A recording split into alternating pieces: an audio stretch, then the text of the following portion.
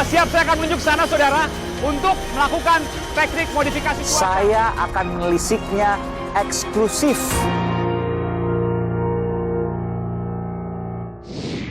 Saudara, menjelang pengumuman pucuk pimpinan tertinggi Kepolisian Republik Indonesia, sempat sejumlah nama bermunculan, bahkan hingga disebutkan ada Jenderal Bintang 2 yang akan diorbitkan. Semua prosesnya segera dilakukan. Benarkah ada dua agenda yang jadi penentuan utama 2022 dan 2024? Ada apa di 2 tahun tersebut? Saudara, saya Aiman Wicaksono. Saya akan mengupasnya. Dua agenda di penentuan Kapolri.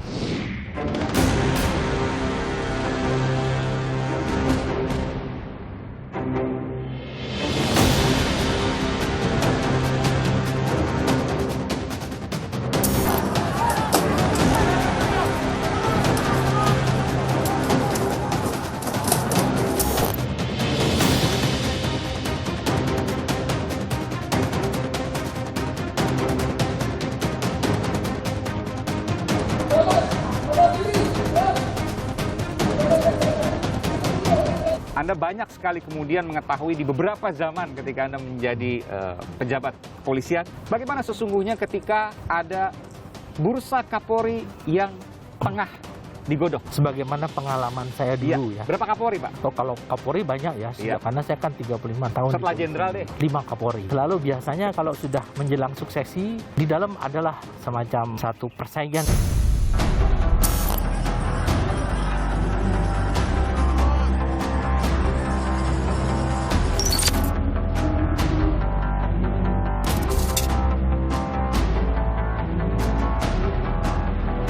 Belakangnya juga ada Kapolri, Pak Tito, Pak Idam. Sebelahnya nanti nggak tahu.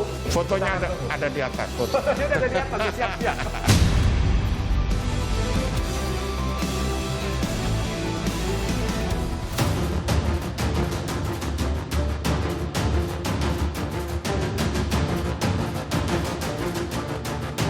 Duduk sebagai pimpinan tertinggi kepolisian, institusi penegakan hukum terbesar. Apakah kemudian dipertimbangkan soal politik? 70% politik. 70% politik. Politik. 2022 tidak ada pilkada, tapi kalau seandainya nanti ada pilkada, maka akan menjadi pilkada yang mungkin akan paling keras sepanjang sejarah. Ya.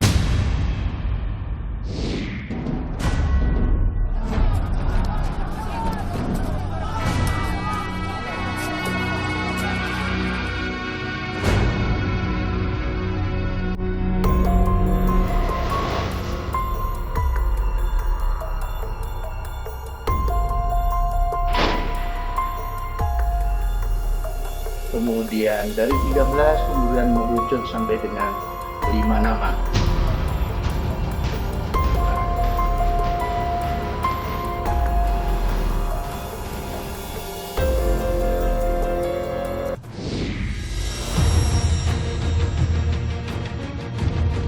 Masa jabatan Kapolri Jenderal Idham Aziz tinggal menghitung hari. Jenderal Bintang 4 ini pensiun sebelum 1 Februari nanti. Spekulasi siapa calon Kapolri baru sempat mengemuka. Hingga akhirnya pekan lalu, Komisi Kepolisian Nasional Kompolnas serahkan nama-nama calon suksesor pimpinan tertinggi polisi kepada Presiden Jokowi. Siapa calon Kapolri pilihan Presiden yang akan berproses di DPR? Bapak Presiden menyampaikan usulan pejabat Kapolri yang akan datang dengan nama tunggal, yaitu Bapak Dr. Andes Listio Sigit Prabowo MSI yang saat ini menjabat sebagai Kabareskrim di Polri. Proses ini bisa segera ditindaklanjuti oleh DPR secepat-cepatnya. Sebagaimana tadi disampaikan oleh Ibu Ketua, 20 hari dan kami berharap bisa lebih cepat dari itu sehingga kita segera memperoleh Kapolri yang definitif. Tentu saja hasil proses di DPR kami sangat mengharapkan menyetujui apa yang sudah diusulkan oleh Bapak Presiden. Beberapa langkah harus ditempuh menuju kursi Tribrata 1. Dewan Jabatan dan Kepangkatan Tinggi alias Wanjakti serta Kompolnas mengusulkan 5 nama calon Kapolri pada Presiden. Kriteria pencalonan yakni calon merupakan seorang perwira tinggi di Korps Bayangkara yang masih aktif, serta memenuhi persyaratan jenjang kepangkatan dan jenjang karir. Menggunakan hak prerogatifnya, Presiden kemudian putuskan nama dan ajukan ke Dewan Perwakilan Rakyat. Lalu, DPR lakukan uji kelayakan dan kepatutan fit and proper test secara terbuka. Saat proses pencalonan Jenderal Idham Aziz pada 2019 misalnya, Komisi 3 berkunjung ke rumah Idham untuk melihat latar belakang pribadi dan keluarganya. Hasil uji kelayakan dan kepatutan inilah yang jadi dasar DPR untuk memilih nama Kapolri. Nama ini kemudian kembali diserahkan pada Presiden.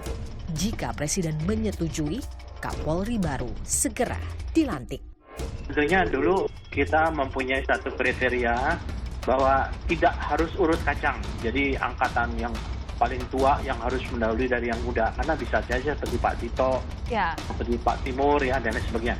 Yang semuanya sebetulnya didasarkan kepada aspek kompetensi dari yang bersangkutan, prestasinya, track record, dan tidak ada masalah dalam menjalani kedinasan dari aspek disiplin, kode etik maupun hukum yang bersangkutan.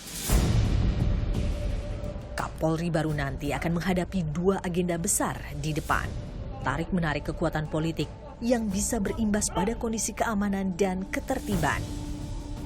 Pengawalan Undang-Undang Pemilu, penentu adanya pilkada atau tidak di 2022 menjadi agenda politik penting pertama. Jika tidak ada pilkada 2022, sejumlah kepala daerah langganan pengisi tempat tertinggi survei Pilpres akan kehilangan panggung. Anies Baswedan mengakhiri masa jabatan Gubernur DKI pada 2022. Pun para gubernur di Pulau Jawa lainnya, Ridwan Kamil, Ganjar Pranowo, dan Khofifah Indar Parawansa yang akan lengser pada 2023. Semuanya tidak bisa dipilih kembali. Situasi ini berpotensi memunculkan banyak pelaksana tugas daerah yang bisa memengaruhi kualitas layanan pada rakyat. Jika Pilkada 2022 pun jadi digelar karena undang-undang diubah, maka aroma persaingan akan sungguh sengit. Saat ini pun, banyak yang mengesankan Menteri Sosial Tri Risma hari ini dan Gubernur Anies Baswedan bakal berhadapan.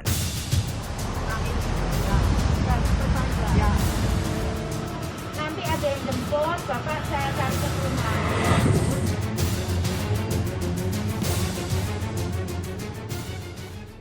Agenda politik penting kedua, pemilu serentak 2024.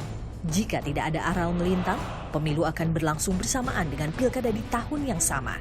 Sejarah pemilihan terbesar, lebih dari pemilu 2019. Hampir 900 petugas di TPS meregang nyawa akibat kelelahan. Benarkah dua agenda di 2 tahun ini menjadi penentu pimpinan tertinggi Polri saat ini?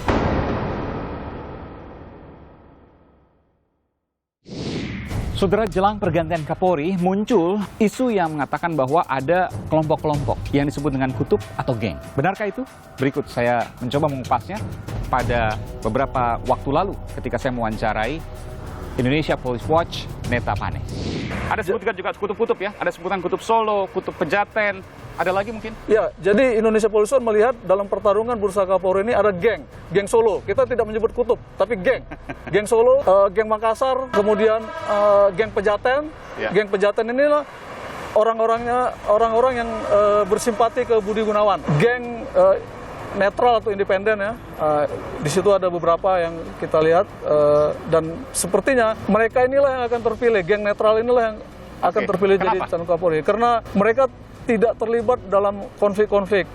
Mereka akan dinilai Jokowi berdasarkan kapabilitas dan prestasi mereka. Kebetulan mereka ini jam terbangnya sudah tinggi dan sudah berkali-kali menghadapi konflik di Jawa, di ibu kota maupun di daerah konflik, dan beberapa di antaranya pernah menjadi Kapolda di Jawa ya. Saya sebutkan, kutub Solo yang Anda maksudkan adalah pejabat-pejabat yang pernah bertugas bersama ketika Pak Jokowi menjadi wali kota Solo. Nah. Kemudian kutub Pejaten adalah anak asuh dari Kepala BIN, Jenderal Budi Gunawan, Purnawirawan. Kemudian kutub Makassar adalah yang berasal dari Makassar, Sulawesi Selatan. Makassar orang-orangnya Idham Aziz, plus orangnya Safrudin, plus orangnya JK. Oke, berkaitan dengan mantan Wakil Presiden Yusuf Kala. Itu analisis Anda ya? Ya. Lalu kutub independen adalah kutub yang tidak terkait semua Tidak ini. terkait semua. Jadi ini kemudian ada meskipun ketika ditanyakan polisi tetap solid, tidak ada kaitan kutub-kutupan, tidak ada geng-gengan. Ya. Atas dasar temuan ini, saya mencoba untuk mewawancarai Ketua Komisi Kepolisian Nasional, Inspektur Jenderal Polisi Purnawirawan Beni Mamoto. Benarkah ada kelompok-kelompok tersebut? Ada kutub Makassar yang berasal dari Sulawesi, ada kutub independen. Benarkah geng atau kutub itu, Pak? Kalau Pak Neta Pane yang menganalisis, beliau sebagai pengamat, itu hak beliau ya. Tetapi kami sendiri, Kompolnas punya tugas, yaitu membantu Presiden untuk memberikan pertimbangan pengangkatan dan pemberhentian Kapolri. Nah kemudian juga dalam kaitan dengan tugas itu, kami mengumpulkan data, informasi tentang perwira-perwira tinggi yang memenuhi syarat untuk nantinya masuk dalam bursa.